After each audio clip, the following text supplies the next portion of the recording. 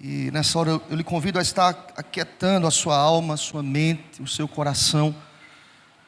Deus haverá de falar conosco através da palavra, que é poderosa, que fala, que transforma e que deve ser compreendida. E a nossa oração é que Deus nos abençoe através do texto, dos versículos que iremos ler na continuidade dessa exposição da carta de Tiago. Eu lhe convido a fechar os olhos. Antes da leitura, iremos orar mais uma vez. Iremos pedir ao Senhor Deus que Deus nos conduza nesse momento, que Deus fale conosco, em nome de Jesus. Maravilhoso Deus, nós te louvamos. Tu és a nossa alegria, como acabamos de cantar, ó Pai. Tu és o rochedo da nossa alma. E, ó Deus, sabedores dessa verdade, Pai, nós te pedimos, fortalece-nos através da palavra, Senhor. É ela que sustém as nossas vidas, que sustenta a nossa caminhada. Abençoa-nos, usa-me como boca do Senhor nesta manhã, Pai, para a edificação do teu povo, para a glória do teu nome. Assim nós oramos, em nome de Jesus, amém, Senhor. Querido irmão, abra o texto, Tiago capítulo 1, e nesta manhã iremos ler do versículo 12 ao versículo 18. Mais uma vez, nós que estamos caminhando nesta epístola, vocês irão perceber mais um paralelismo que Tiago vai usar, mostrando a nossa condição, a nossa fragilidade, comparando-a à bondade de Deus, a dádiva, as bênçãos, a presença de Deus nos sustentando. Mais uma vez ele usa esse paralelismo, mais uma vez ele faz esse contraponto. Lembrem-se, Tiago estava aqui animando os crentes, Tiago estava aqui fortalecendo a igreja, Tiago estava trazendo uma palavra abençoada para aqueles que estavam sendo provados, aqueles que precisavam de sabedoria. Como ministramos domingo passado, nós não podemos encarar as dificuldades, as provações de maneira inadvertida, de maneira carnal. Nós precisamos encarar as provações com sabedoria, e Deus concede sabedoria quem pede com fé. Assim nós estudamos domingo passado. Vejam, é nessa ideia, tendo esse pano de fundo, que Tiago continua a sua ministração aos dispersos, dizendo o seguinte, verso 12: bem-aventurado o homem que suporta com perseverança a provação, porque depois de ter sido aprovado, receberá a coroa da vida, a qual o Senhor prometeu aos que o amam. Ninguém, ao ser tentado, diga: sou tentado por Deus, porque Deus não pode ser tentado pelo mal, e Ele mesmo a ninguém tenta. Ao contrário, cada um é tentado pela sua própria cobiça, quando esta o atrai e o seduz. Então, a cobiça, depois de haver concebido, dá à luz o pecado. E o pecado, uma vez consumado, gera a morte. Não vos enganeis, meus amados irmãos.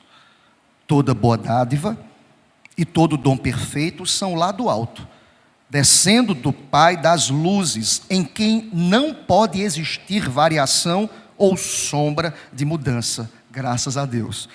Pois, segundo o seu querer, Ele nos gerou pela palavra da verdade, para que fôssemos como que primícias das suas criaturas. Seja Deus louvado para sempre. Amém. Irmãos, estamos aqui em mais uma sessão deste capítulo. E mais uma ideia levantada aqui por Tiago. Mas percebam, é interessante, irmãos, quando nós estudamos este livro, como a carta de Tiago, eu poderia dizer que é um dos livros mais atuais e necessários para a igreja contemporânea.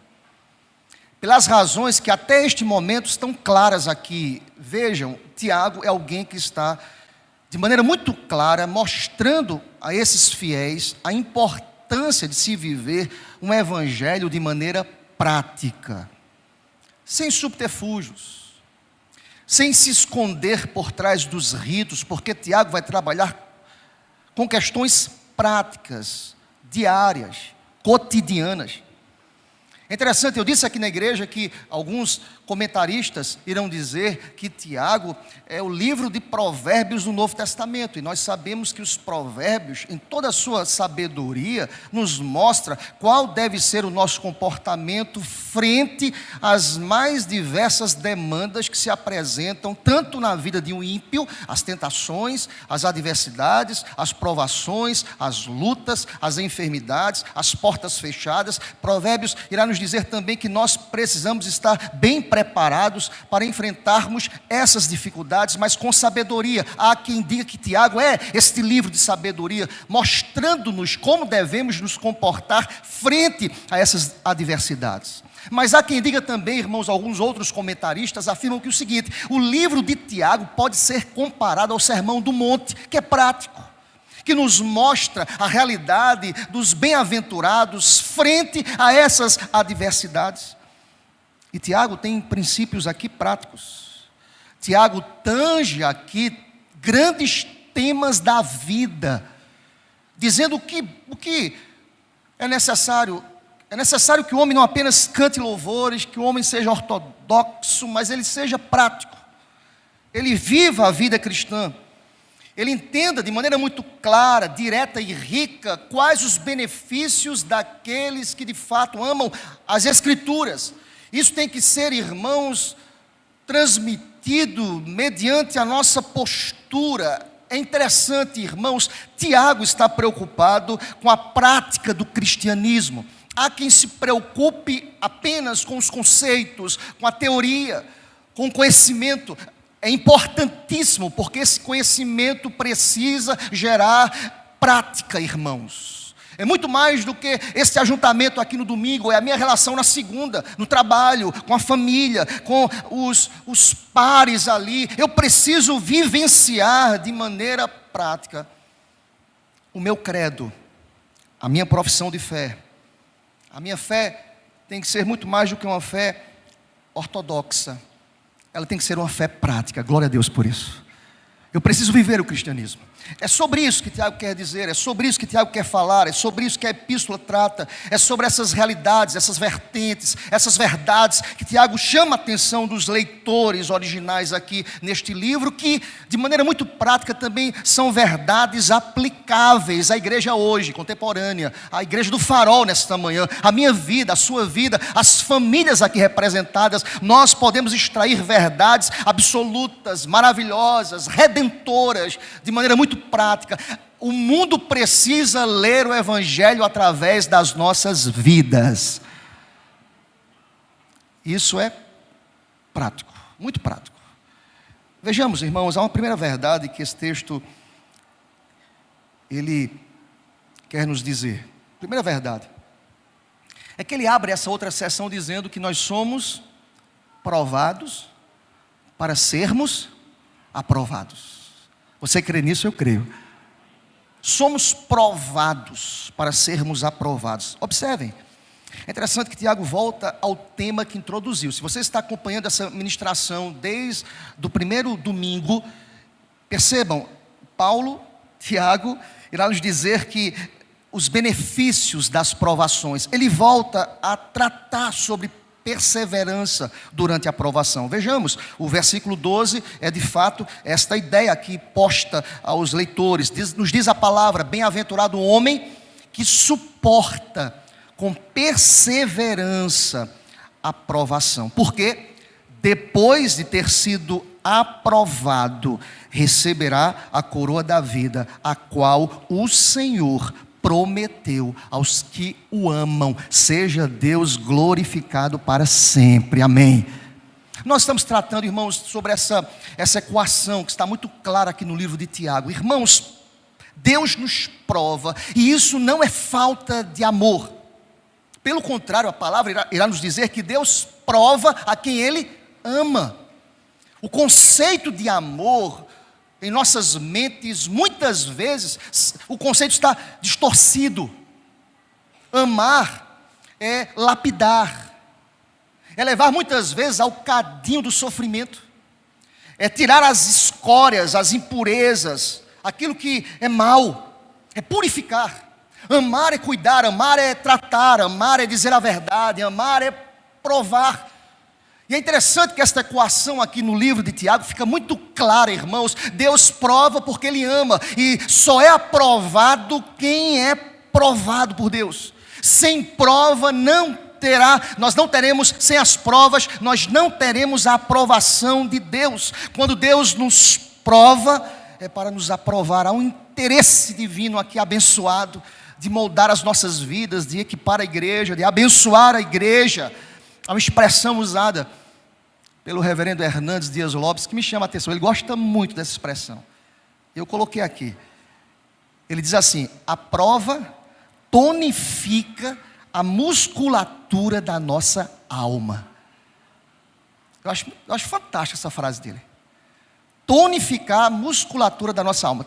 Irmãos, vivemos hoje numa era das academias. E não é pecado não, tá, irmãos? Cuidar do corpo, bênção. Mas tem muita gente preocupada em tonificar os músculos. Aqueles que são visíveis. Aqueles que aparentemente ali, por certo, irão chamar a atenção. Ali vai uma pessoa forte.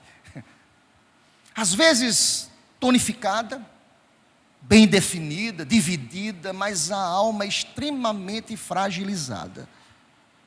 Há um interesse maior do Senhor em tonificar a alma, em tratar as mentes, em olhar aquilo que nenhum de nós conseguimos olhar, em tratar os músculos da mente, da alma, do ser, da interioridade. E é interessante como Tiago ele trata isso de maneira muito clara, quando ele nos diz que Deus ele deseja aprovar, mas para aprovar, Ele nos chama para a missão das provas. No mundo tereis aflições. Isso é prova. E Tiago deixa isso muito claro. Deixa tão claro que ele vai nos trazer um benefício da prova, quando ele usa a palavra grega makarios, feliz. A palavra makarios, bem-aventurado, nos diz muito feliz. Muito feliz, não é apenas uma felicidade efêmera, passageira, mas uma felicidade firme, forte, sustentada por uma razão que nos é transmitida através da palavra. É Deus que está conosco, e mesmo que eu ande pelo vale da sombra da morte, não temerei mal nenhum, o Senhor está comigo, aleluia. Percebam, irmãos, que os músculos, a força da nossa alma, isso é fruto das provas. Eu disse aqui domingo, acho que no primeiro domingo que nós começamos a ministrar, o grande problema é que nós vivemos num contexto de igrejas em que os filhos são mimados, filhos espirituais. Eu até falei uma frase aqui, que repostaram essa frase aí. Eu digo: você é princesa de Cristo? Você vai ser provada. Princesa de Jesus é provada, viu, princesinha? Vai ser provada. Só quer viver num palácio? Com as benesses do palácio, vai ser provada, é promessa. No mundo tereis aflições. O texto não para por aí. Levanta a cabeça, anime-se, macários, bem-aventurados, eu venci o mundo, aleluia.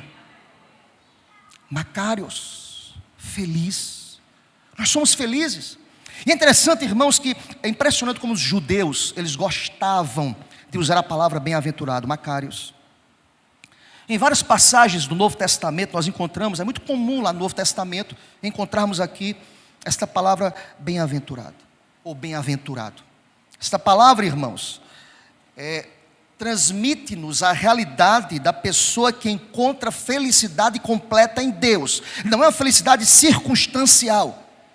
Deixa eu explicar para vocês isso de maneira muito clara, o que Tiago quer dizer, o que a palavra macários quer nos ensinar. Ou seja, essa pessoa pode ser economicamente simples, pobre. A pessoa pode ser fraca, faminta, perseguida, mas é feliz. A felicidade não está alocada nas circunstâncias, nos fatos, naquilo que acontece com todo mundo. A felicidade está alocada no Senhor. Isso parece uma contradição para o mundo lá fora. Como assim? Se Deus está com esse povo aí, como é que esse povo é provado? Como é que esse povo fica enfermo? Como é que esse povo passa por adversidades? Porque do ponto de vista do mundo, somente os ricos, aqueles que têm segurança econômica, aqueles que têm saúde, são felizes. A palavra vem para contradizer o conceito do mundo quando nos diz: feliz é aquele que é provado, para ser aprovado, não pelo mundo, porque o mundo nos odeia, mas será aprovado por aquele que é Senhor de todas as coisas, aleluia. Feliz, parece uma loucura, irmãos, que contradição, pastor, como é que é feliz? É a palavra do Senhor para a gente, é Macários, é muito feliz. O homem que suporta com perseverança a provação é bem-aventurado. Mas por que nós somos provados, pastor? Deixa-me te dizer nesta manhã, Deus testa a fé do ser humano, para saber se esta fé é autêntica, é verdadeira. Deus prova, Deus testa. Lembram do caso de Jó? Foi provado. Seja Deus louvado por isso. A fé que não é testada, não é aprovada, não tem valor. O Senhor Deus quer que o crente se achegue a Ele no ato e no momento da provação, para tonificar os músculos da alma, para depender de Deus, para entender que a suficiência vem de Deus, para pegar esse humanismo que machuca-nos e que traz consequências nefastas à humanidade e jogar na vala comum dizendo: não, a suficiência é de Deus, a glória é de Deus, o poder é de Deus, porque quando eu estou fraco, aí que eu estou forte, porque a força vem do trono de Deus, aleluia. Deus prova o crente, para que o crente possa ser aprovado. Por quê? Porque Deus tem interesse que esse crente não seja um crente vacilante. Tem muito crente vacilante. Eu só serei um crente firme, firmado, se eu for provado por Deus. É interessante, irmãos, porque quando eu leio o verso 12, eu percebo que o interesse de Deus aqui ao ministrar essa palavra à igreja aqui, é que o crente suporte, supere e seja aprovado por Ele. Olhe para o texto. O texto diz: bem-aventurado o homem que suporta. O que é que você entende por suportar? Porque o negócio é pesado, irmãos. Mas sabe o que a palavra de Deus nos diz? Mateus 11: vinde a mim, todos vós que estáis sobrecarregados, eu vos aliviarei. Sabe por quê? Porque diferentemente dos pesos que a vida nos apresenta, o meu fardo é leve, o meu jugo é suave, graças a Deus. Aprendei de mim. Veja que nesse versículo tão fantástico, Mateus 11, 29, nós temos uma sentença de discipulado, de aprendizado. É quando estamos carregados, nós nos aproximamos de quem? Do Senhor. E nós iremos fazer o quê? Iremos aprender dele, que tem um coração, que irmãos? Manso e humilde. Seja Deus louvado para sempre. Percebe, irmãos, que nessa equação aqui do texto, nós precisamos nos aproximar de Deus. Nós precisamos entender que nós devemos passar pela prova e receberemos a aprovação.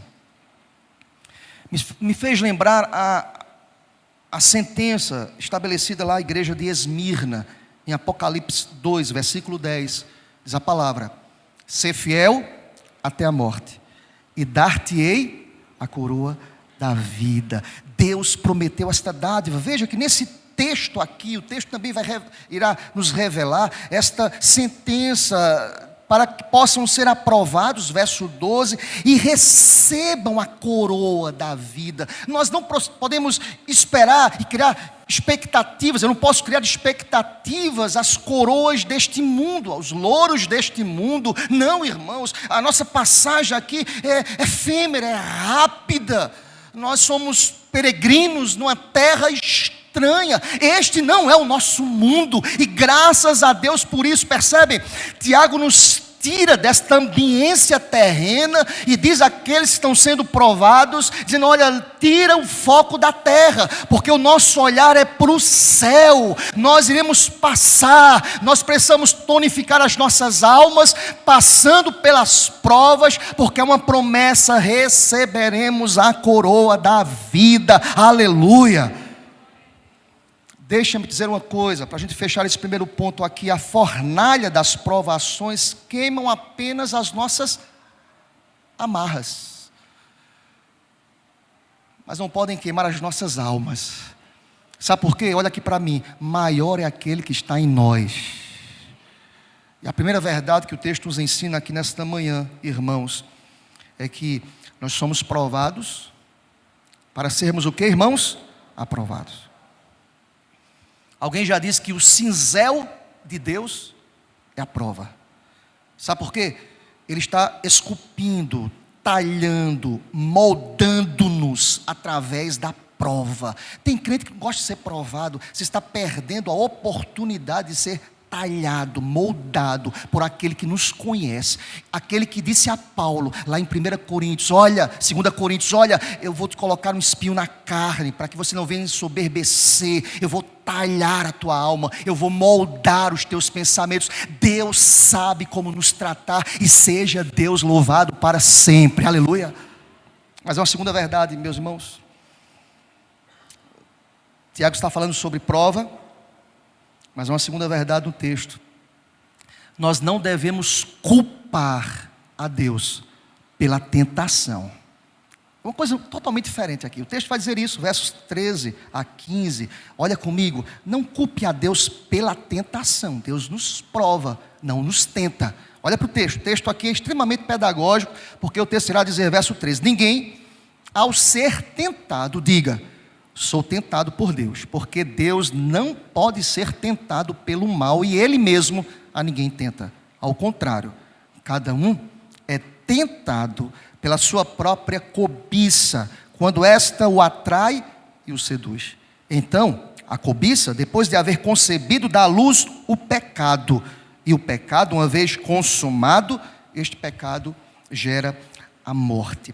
Irmãos, precisamos entender, irmãos, um dos atributos de Deus, do caráter de Deus, é a santidade de Deus. A Bíblia nos revela que Deus, Ele é santíssimo, no superlativo, 3 vezes santo. Ele é santo, é caráter de Deus. Ele não pode ser maculado pelo pecado. Ele é santo, Ele é puríssimo.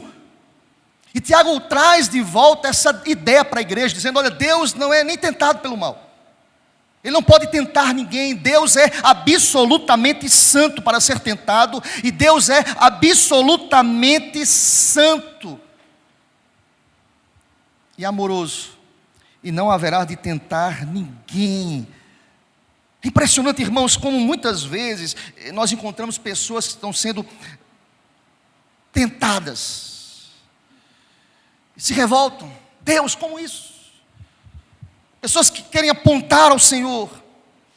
Há uma diferença absurda no texto. Lembre-se, nós partimos do verso 12, que nos apresenta a palavra Macários, que diz: muito feliz é aquele que é provado por Deus, com Deus está tonificando as nossas almas. Mas, irmãos, a prova é para santificar, a tentação é para derrubar. Na Bíblia, nós conhecemos a Bíblia, fica muito claro quem é o tentador. O tentador é Satanás. Deus não tenta ninguém. Nós não devemos culpar a Deus pela tentação. Alguém pode perguntar: pastor, por que Tiago vai tratar essas coisas? Porque nesse contexto, algumas pessoas começaram a se levantar contra o próprio Deus. Há quem se levante contra Deus. Há quem diga: a tentação está pesada. E nós precisamos entender que Deus não pode ser culpado por isso.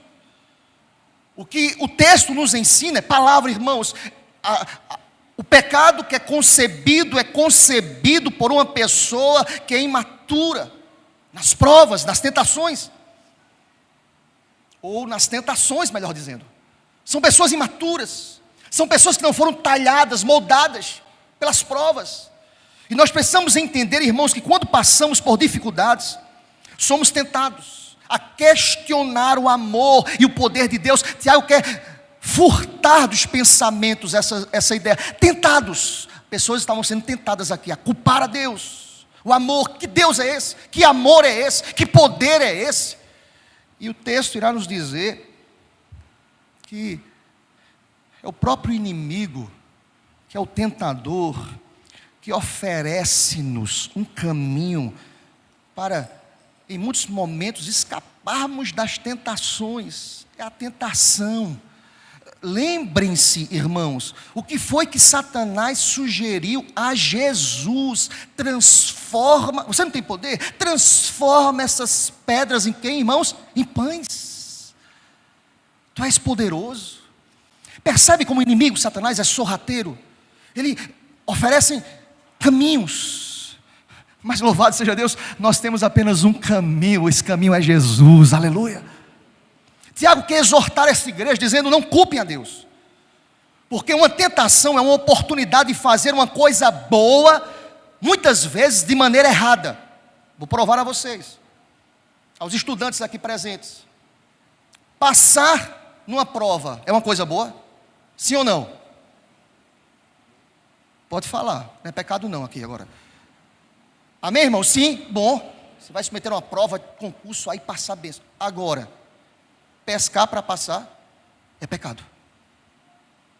É tentação. Eu citei ontem, nós tivemos ontem, sexta e sábado, aula no curso de liderança. E nós ministramos uma matéria lá para os irmãos aqui da igreja. E eu citei um professor que eu tive, esse meu professor, que é o professor Humberto, que foi aluno de Francisco Leonardo, lá no seminário. Ele aprendeu isso com Francisco Leonardo. O que é que ele fazia nas provas dele? Ali estavam estudantes de teologia se preparando para o ministério pastoral. E quando eu cheguei no seminário, eu tive o professor Humberto como professor lecionando as primeiras matérias ali do seminário, 2 matérias do seminário, lá em 99, chegando ao seminário, vislumbrado ali, com a expectativa de se preparar para o ministério. E o pastor Humberto, primeira prova que nós submetemos na matéria dele, ele entregou as provas, ele colocou no quadro bem grande em grego, Pistos, e foi embora. Escrito em grego, irmãos. Aí você fica louco, você chega no seminário, não sabe nada de grego, aí você fica: o que é isso? E aí tem alguém mais capacitado na turma, disse: isso é fiel. Ele disse assim: gente, até amanhã, tá, gente? Está aqui a prova, tchau, Deus abençoe vocês. Aí escreveu Pistos, aí foi embora da sala. Aí eu disse ao pessoal ontem: gente, a pressão espiritual é tão grande que você fica assim, você fica um torcicolo, você nem olha do lado, assim, ó. No outro dia ele chega na turma e diz: olha, o último que fizer a prova, recolhe todo mundo, deixa aqui em cima, abre minha gaveta e coloca aqui, amanhã eu pego essas provas, fica guardando aqui. Irmãos, é fato, a gente ficava assim duro ali, ó. Ninguém mexia para ficar com torcicolo, ficava duro aqui, a pressão era muito grande. Eu disse ao pessoal ontem: veja bem, nós devemos partir do pressuposto da fidelidade, não aos homens, mas a Deus. Passar numa prova é muito bom, mas pescar, colar é coisa errada. Outro exemplo bem prático para a gente. Irmãos, o prazer sexual é coisa boa. Quem for casado pode dar um amém aí, amém, irmãos. Tem muita gente que... Vamos orar, irmãos, caminhar. Venha para os casais aos pés da cruz, a gente trata também sobre isso. Misericórdia, assim. Vamos caminhar aqui.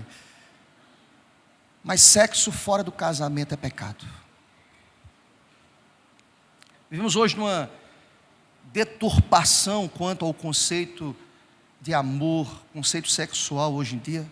Há uma deturpação, irmãos. E ontem nós tratamos, pastor Anderson foi muito preciso, o tema que nós propomos: diga sim todos os dias. Diga sim. Isso tem que ser feito com amor, com perdão e motivado pela fé. Eu preciso dizer sim todos os dias. Percebem, irmãos? Agora vejam, a tentação está ali sorrateiramente para mexer com as nossas estruturas. Eu só irei resistir ao diabo. Irmãos, entendam, algumas pessoas imaginam que resistir ao diabo, que Tiago vai tratar lá na frente, vai voltar a esse assunto. Há quem pense é ficar de forma passiva ou pacífica. Irmãos, combater. Há quem pense que resistir é ficar ali escondido. Não, irmãos, nós temos a melhor mensagem. Nós temos a mensagem que liberta, que transforma, que salva, que abençoa. A palavra de Deus, o Evangelho que é transformador. Evangelho é boa notícia. Nós temos como igreja a boa notícia. Aleluia. E veja como Tiago vê o pecado.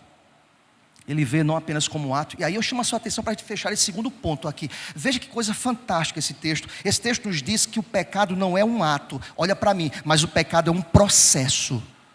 Vejamos o texto, irmãos. Primeiro, o processo da cobiça, do desejo. Versículo 14. Ao contrário, cada um é tentado pela sua própria. Não culpe a Deus. Olha a lógica do texto. Não culpe a Deus, é sua.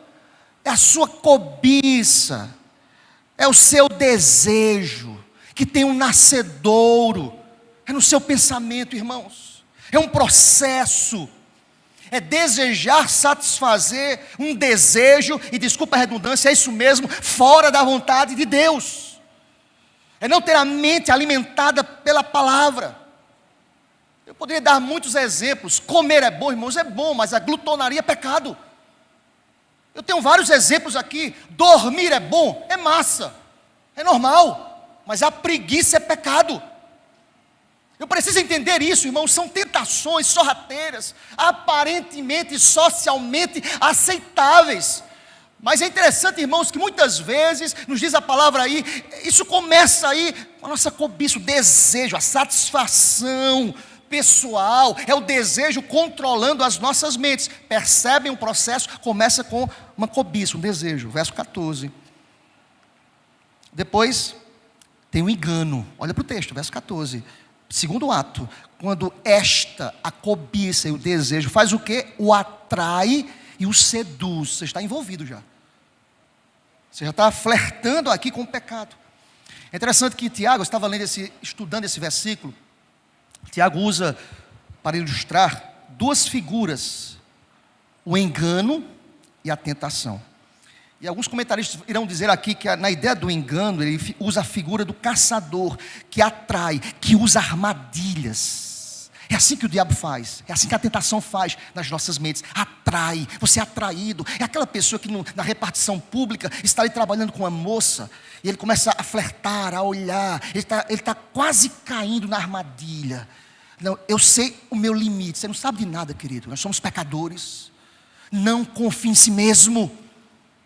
Não ache que você pode flertar e você pode definir os limites. Ali é muito tênue. Não faça isso, fuja do mal, em nome do Senhor. É a mulher que está ali vendo um cara cheiroso, bonito, tonificado. Rapaz, lá em casa, meu marido está com uma barriguinha saliente. Aí você vai ali, flertando, se aproximando. Fuja. Palavra de Deus para você nessa manhã. Fuja em nome do Senhor. Percebe que é um processo? Aí vem a figura do caçador. Mas a ideia de seduzir, ele usa a figura do pescador. Nós temos pescadores aqui na igreja, que usam o anzol como isca. Irmão, ninguém vai pescar apenas com o anzol. Mas seduz, tem uma isca ali. Tem um camarão. Está ali, seduzindo. A ideia é essa do texto. Você é seduzido, você é levado. E veja que o processo continua. Depois da sedução, nós percebemos o nascimento do pecado. Olha para o versículo 15, o início dele. Então, olha que ele volta à ideia inicial da cobiça, do desejo. Aquilo que era apenas um desejo, veja que é o que nós chamamos no estudo do texto, é uma progressividade do texto. O texto tem cobiça, o texto diz que já está enganado ali na armadilha, e veja que isso produz o quê? A cobiça, depois de haver concebido, dá luz ao quê, irmãos? Pecado. Percebe que é um processo? Irmãos, ninguém nasce ou acorda dizendo assim hoje: rapaz, eu estou afim hoje de pecar. Dá uma pecadazinha hoje, não tenho o que fazer hoje. A programação hoje na Netflix está fraca, eu vou pecar hoje. Ninguém acorda assim, irmãos. Nós somos crentes. Rapaz, hoje eu vou pecar hoje. Não tenho o que fazer hoje, pecar. Ninguém faz isso. É um processo. E quem vai impedir esse processo, irmãos? Que esse pecado não venha a ser concebido. É a palavra, é a confissão, é a oração, é o se quedar, é o dizer: Deus, muda-me, transforma-me, renova-me, enche-me com teu Santo Espírito em nome do Senhor. Tiago muda aqui a figura da armadilha do anzol para a figura do nascimento de um bebê. E de um bebê maldito, chamado pecado. Ele nasce, ele é concebido, ele é externado. E vejam, para a gente caminhando para o final desse segundo ponto, é que isso gera, o salário do pecado é o que, irmãos? A morte. Olha o que o texto diz, e termina dizendo: e o pecado, uma vez consumado, gera morte. Ah, irmãos, quantas famílias desfeitas, quantas relações quebradas, quantas coisas que foram geradas depois que o pecado foi concebido. Olha aqui para mim, querido. Aquele que pensa que está em pé, cuidado. Palavra de Deus para a gente, cuidado. Não há ninguém tão forte que diga: dessa água eu não beberei, eu sou forte. Não. A nossa força vem do Senhor. A nossa suficiência vem do Senhor. Não confie em si mesmo. Ore. Busque a Deus, os dias são maus. É interessante, irmãos, que o verso 16, há quem pense, porque vejam, deixa eu explicar uma coisa para vocês. O que nós temos aqui, esses temas em negrito, tenho dito aqui, igreja, são temas propostos pela sociedade bíblica. O verso 16 ainda está na seção do verso 15, quando ele diz assim: não vos enganeis, meus amados irmãos, o pecado é concebido fruto desse processo. Aí ele faz o paralelismo agora para a gente fechar. Primeiro, nós aprendemos que Deus prova para provar. Segundo, nós não devemos culpar a Deus pela tentação. É fruto da tentação do inimigo e fruto de um processo que acontece em nossas mentes. Ele fecha o texto dizendo: olha o paralelismo, olha o contraponto, diferentemente de nós. Sabe o que ele diz? Deus é bom, aleluia. A bondade de Deus tem que ser considerada. Leiamos juntos, irmãos, como é que ele fecha? Versos 17 e 18, olha o contraponto, olha o paralelismo. Nós somos assim. Tiago diz: nós somos assim, inclinados ao mal. Sabe quem é Deus? Leamos juntos, versos 17 e 18. Toda igreja, toda.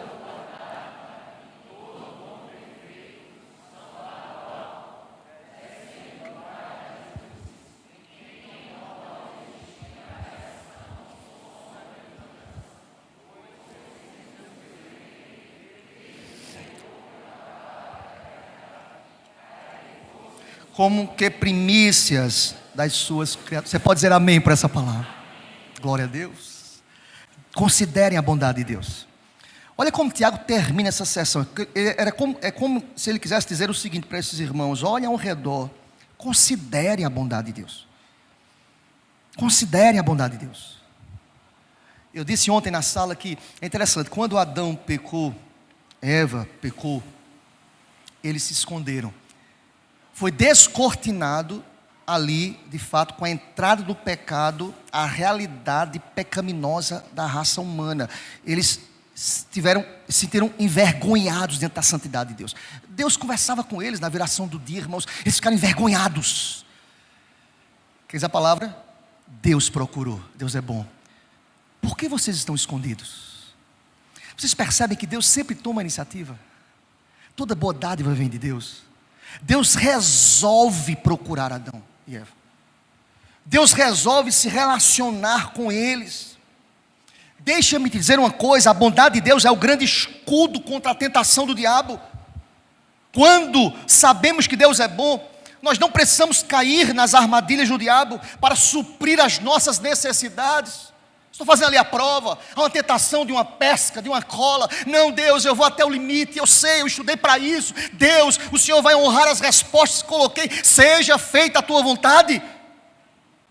É quando alguém está tentando um trabalho, e mesmo que esteja ali uma pessoa que lhe convida, que lhe tenta, que lhe chama a atenção, você diz: não, Deus, eu sou grato a Deus pela bênção que Deus me deu em casa, seja Deus louvado para sempre, aleluia.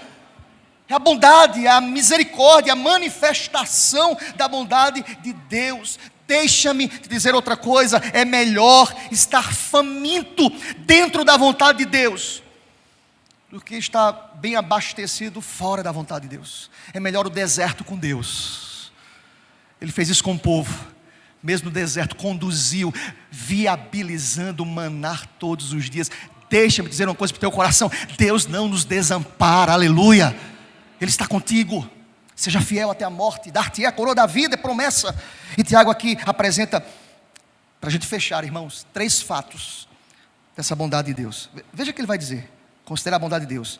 Deus dá somente boas dádivas. Olha o que diz o versículo 17: toda boa dádiva e todo dom perfeito são lá do alto. Deus nos dá gratuitamente todas as coisas, isso vem de Deus. Tudo que Deus dá é bom, até as provas. Olha a lógica do texto: estejam felizes porque estão sendo provados. Até a prova de Deus é boa, porque Ele está tonificando as nossas almas a um propósito maior, supremo, perfeito, maravilhoso. Seja Deus louvado para sempre, aleluia. Me faz pensar mais uma vez em 1 Coríntios 12, quando Deus colocou por amor o espinho na carne de Paulo, por amor. Olha o que Deus diz: Deus não coloca o espinho, diz assim: te vira, Paulo. Sabe o que Ele diz? A minha graça, Paulo, te basta. O que é graça? Favor. Eu estarei contigo todos os dias. Seja Deus louvado para sempre, irmãos. Deus dá coisas boas, mas olha, o texto continua dizendo que Deus dá constantemente. Olha para o texto, de forma ininterrupta. O texto diz: descendo do Pai das luzes. Eu fui estudar esse verbo descendo, está no grego, no presente particípio. O que é isso, pastor? A ideia aqui é continua sempre descendo. E glória a Deus por isso. Deus não deixa de derramar dádivas sobre o seu povo, apesar das nossas falhas. Sabe o que Paulo diz a Timóteo? Timóteo, apesar das nossas infidelidades, Deus continua sendo fiel, aleluia. Sabe o que Tiago diz? Ele usa esse verbo, descendo, continua sempre descendo. Deus não dá seus dons apenas ocasionalmente, descendo constantemente. Nós somos pecadores, irmãos.